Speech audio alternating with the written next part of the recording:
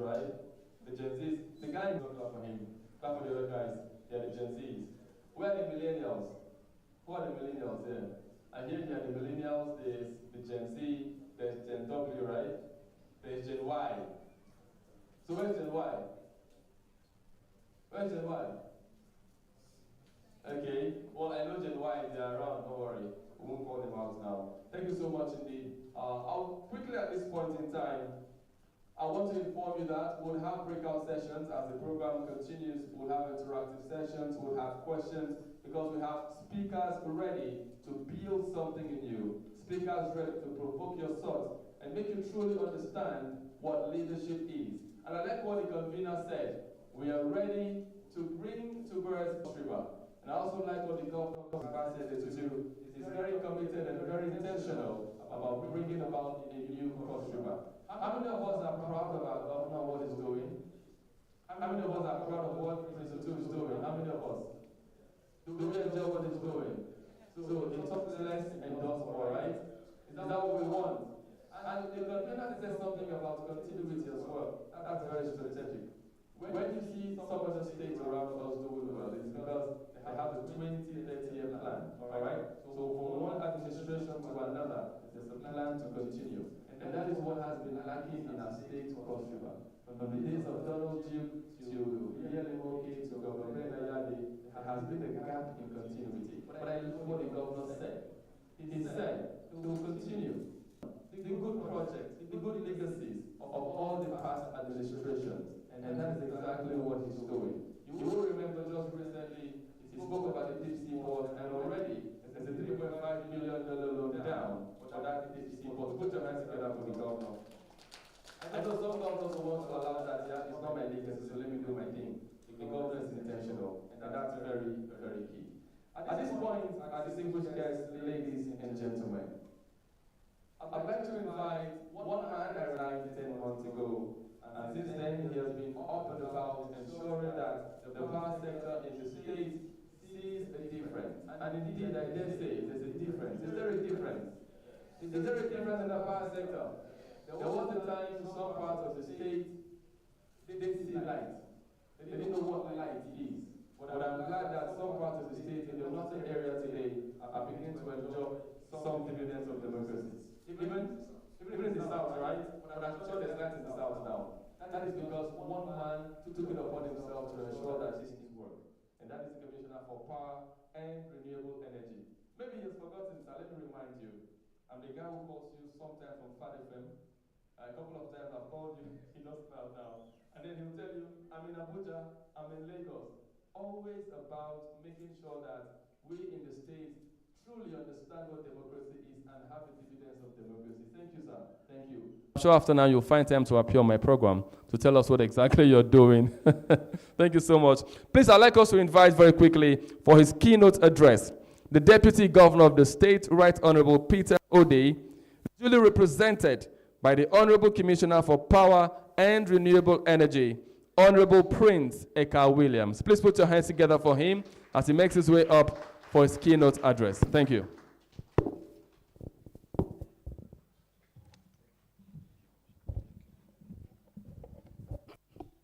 Thank you, Mr. MC. Please be seated. Well, let me stand on already established protocol and single out the organizers of this very unique event for accolades. The MC did observe that if it's a show to dance or parade yourself, I don't want to say naked, but with very funny things on your body, people will feel this place. But do not worry, because that is how it is meant to be. Leaders are not found everywhere. Leaders are not found everywhere. They come in very little numbers. And I tell you the truth, the movers and shakers of this country are less than 1%. I think being 1%, giving them 1% is much more than and it's, you have to go right down. So you have distinguished yourself. You know exactly what you want. You know where you belong. It is intentional. A leader is very intentional in his approach. A leader is not just any kind of person. And that is why you're here. Do not be deterred by the numbers of the empty seats. Just sit down and listen. To be honest with you, when I heard the opening address by the convener, I was moved. I was really, really moved. You look at the quality of the material, you look at the choice of his events, you can see how intentional he is. And if you check the number of seats here, you will agree with me that it's not an all-command affair. Am I correct? Good. That means it's tailored. It's tailored for your kind of person. So sit down to enjoy yourself, and whether you're 5, 10 of you, the purpose it's clear. That sustainability is the key. And before I go forward, I think we need to put our hands together for the champion of sustainability, Prince Basi Ededo too. In governance, almost every governor comes with his own programs. And when he comes, he puts aside the former administration's program and want to do what some of them want to call legacy projects. If you want to do legacy projects, I think if you use your personal resources, you can try to engrave your name in all of those resources. But provided you're also using taxpayers' money, you're responsible to the populace and the people and the citizenship. If you're using taxpayers' money, there is no need engraving your names on those projects. They are taxpayers' money. And it calls for introspection, because Mont Blood will say evil triumph when good men do nothing. Because we have kept quiet over a time, you have the right as a chief executive, you finish a government project with taxpayers' money and you christened your daughter or your son's name, and nobody will want to ask questions. And I think this is one of such efforts towards that direction, that we should be responsive. We should be alive to our responsibilities as citizens. We should make sure that there is continuity, and that is why we clapped our hands, for the governor of Cross River State. You mentioned the project, the Deep Sea Port project. It was conceived by Governor Ben Ayadi. Am I correct? Today, you can imagine the enormity of the funds involved in bringing up to date with that project. $3.5 million is not small money. $3.5 billion is not small money.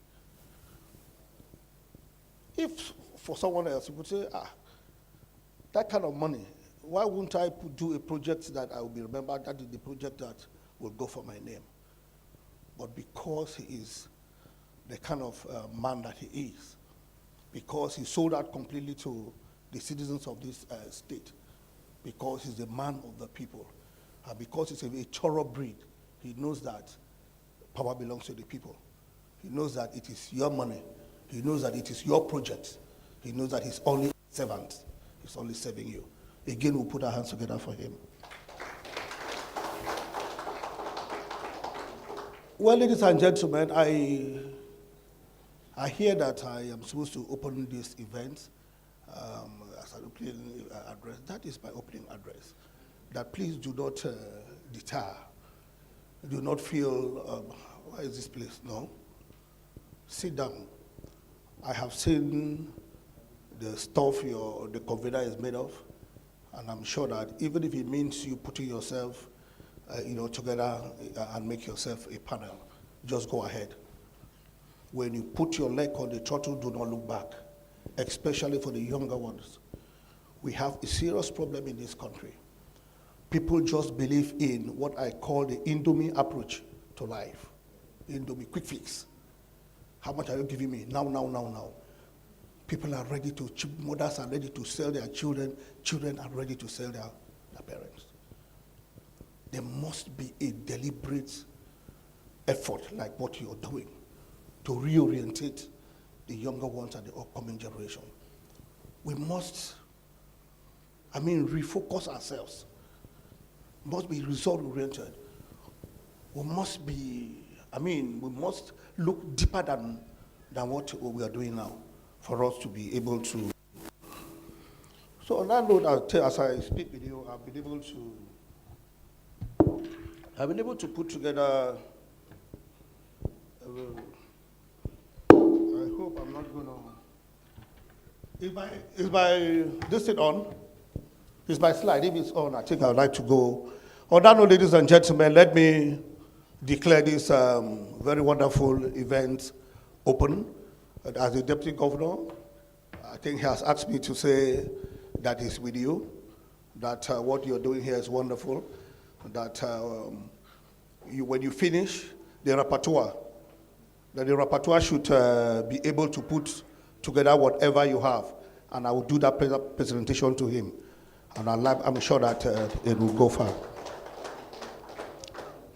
Well, distinguished ladies and gentlemen, and my children, fellow leaders, and esteemed guests, it is with great honor and privilege that I stand before you today to discuss a theme that resonates deeply with the foundation of growth and development, that is nurturing sustainability. This topic is particularly critical in the context of our collective mission to institutionalize our corporate heritage. Sustainability is no longer a lofty goal, but a necessity for survival, especially in a rapid evolving world where the next generation must be included in our planning and usage of our collective heritage. Well, what I try to do here is that when I finish my speech, I sat back, I was trying to put them in a slide so that it can be easily understood. Maybe what I'll do is that the first slide? I think there's a mix-up there and all of that. But I want you to, there's a mix-up.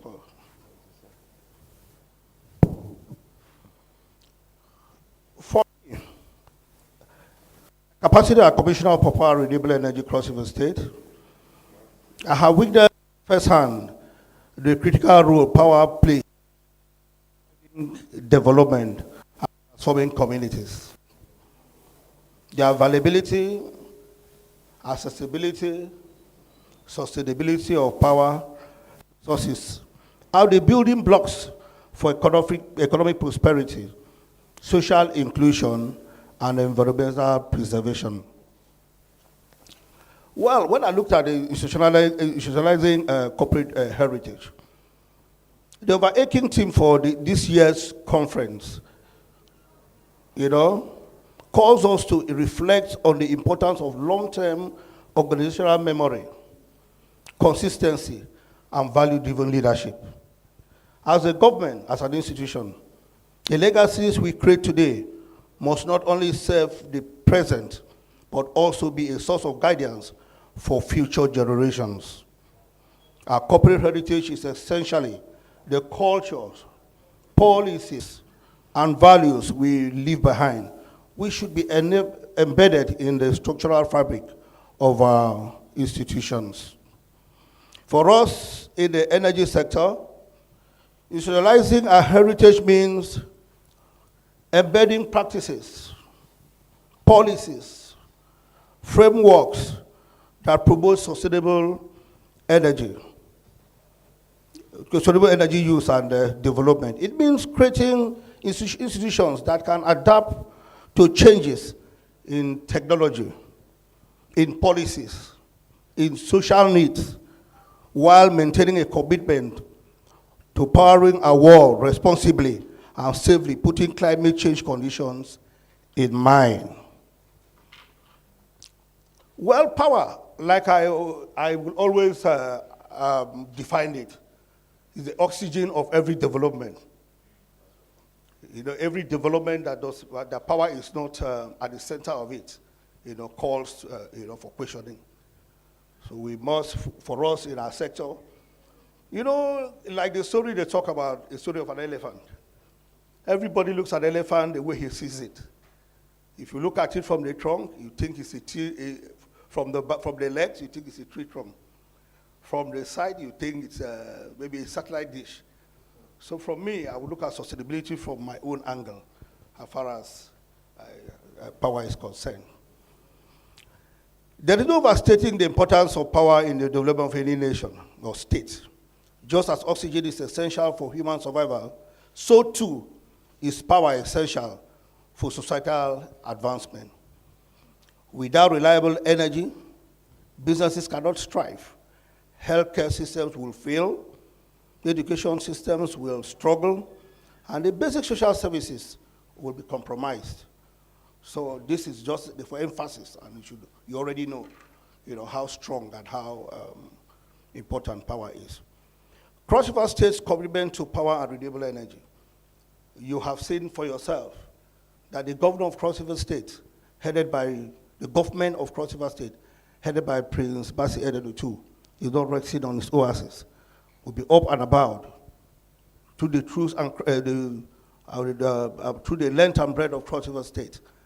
Cross River State is already about close to 400 kilometers in length if you put the Body Hills in it. You notice that we'll be going everywhere to make sure that the self, the underself, have power. In Cross River State, we are deeply committed to ensuring that our energy infrastructure is capable of meeting the growing demands of our people and businesses. Our administration is focused on expanding access to renewable energy, reducing our carbon footprints, and ensuring that every citizen, regardless of location, has access to reliable power, and not just reliable power, but clean power.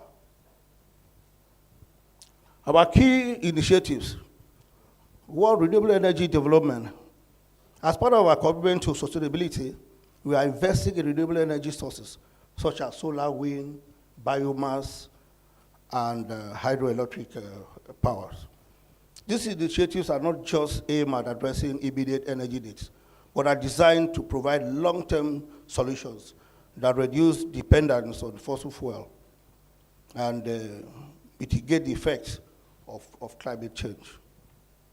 Rural electrification. Power is not just for urban dwellers. It is a right for every citizen. Our government has initiated projects to extend electricity to the most remote communities in Cross River State. By doing this, we empower these communities to participate in the state's economic activities and improve the overall quality of life. Energy efficiency and conservation. Sustainability is not about generating more power only. It is about using what we have wisely. We are working to promote energy efficiency across sectors, government, industries, and households, ensuring that the energy we produce is utilized in the most efficient manner possible. Sustainability, more than environmental concern. While sustainability is often associated with environmental protection, it also encompasses economic resilience and social equity. As we nurture sustainability, we must ensure that our energy policies are inclusive, creating opportunities for the underprivileged, and ensuring that the benefits of development are equitably distributed. More so, sustainability in power generation ensures that we protect our environment for future generations while providing sustainable, stable, and reliable energy sources for current development needs. We must be mindful that energy production and consumption are closely tied to environmental degradation, because whatever comes good has its own adverse effects. Therefore, our efforts in developing renewable energy are directly contributing to a cleaner and healthier future. We have challenges. Despite our best effort, we still face significant challenges. These include infrastructural deficit, high investment costs in the renewable energy, and a need for a more technical expertise in managing sustainable energy systems. But I firmly believe that with collaboration between the public and the private sector, these challenges can be overcome. This is where you and I meet. Government must collaborate very effectively with the private sector for things to change. Well, sustainability cannot be achieved in isolation. It requires joint effort for both the public and the private sector. And in Cross River State, we are fostering partnership with international organizations, private sector investments, and local communities to create a sustainable energy ecosystem. These partnerships are crucial in bringing the required technology, expertise, and financing for large-scale projects. In conclusion, we must all take collective responsibility for nurturing sustainability. It is not a one-man's business. It is not only government, private sector is involved, we are involved. We are equally involved. Because they say energy saved is energy generated. You live in a house, you have 10 bulbs, and some of the rooms you don't do anything with them. The wisest thing to do is for you to put off those bulbs that are not in use, and you have generated electricity. The one you save, the balance in the electricity, we say energy saved is energy generated. The one you have, what you have done, you have given another brother of yours opportunity to have light in his own house. Some of you have 10 air conditioners in your houses. The ones you are not using, put them off. One air conditioner alone can light up a family of 6 comfortably. So you can understand what we talk about, energy save. In conclusion, we must all take collective responsibility for nurturing sustainability in the energy sector. Power is indeed the oxygen of development. And we cannot afford to ignore its significance. By institutionalizing our corporate heritage with a focus on sustainability, we are securing not only our present, but also our future. Let us all live here today with a renewed commitment to sustainable practices, ensuring that power becomes a tool for inclusive and long-lasting development. Together, we can build a future where energy is abundant, clean, and accessible to all. Thank you for your attention. I look forward to working with you all in realizing this shared vision. Thank you, ladies and gentlemen.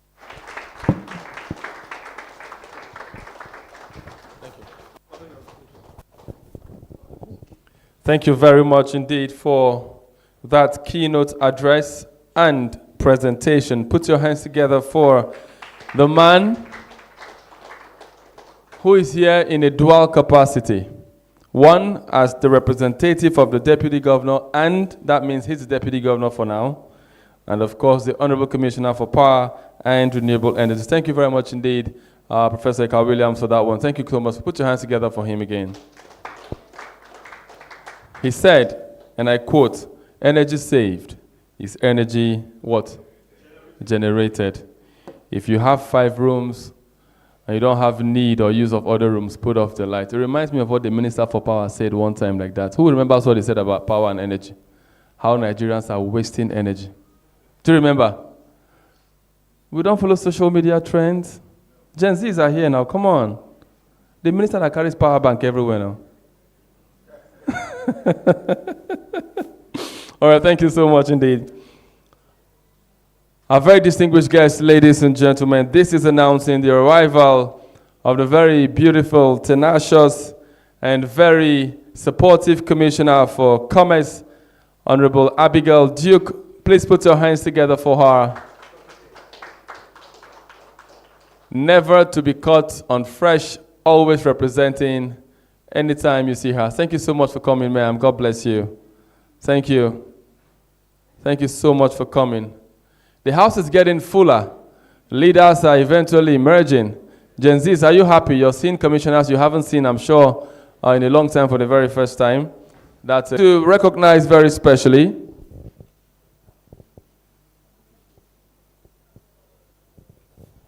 let me also recognize very specially Ambassador Solomon in Amity. He is the Secretary, World Economic International Group. Please put your hands together for him. Thank you so much indeed for coming. And let me also respectfully recognize the presence of the Secretary to the State Government, Professor Anthony Owan-Eno, who is duly and ably represented by Orok Basiokon. He is the Permanent Secretary, EXCO Secretariat. Many thanks indeed for coming. God bless you. So indeed.